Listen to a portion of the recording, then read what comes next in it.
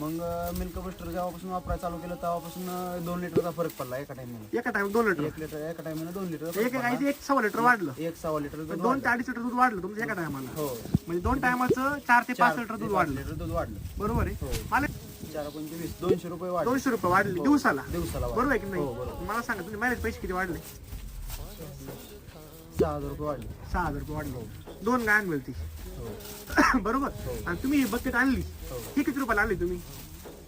Bucket किती 1600 रुपयाला बसते. 5 किलोची. 5 किलो. तुमची बकेट किती दिवस पुरते 2 गायांना? 1 महिनाभर जाते. मिल्क बुस्टर वापरायच्या आधी गाईच्या सडा जखमा होत्या. हा, हा, तुम्ही कसे बोलले बरोबर आहे. हो.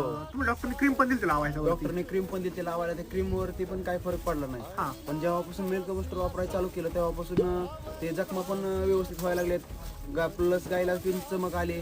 पूर्ण व्हिडिओ पाहण्यासाठी आमच्या यूट्यूब चॅनलला सबस्क्राईब करा आणि इंस्टाग्रामला फॉलो करा.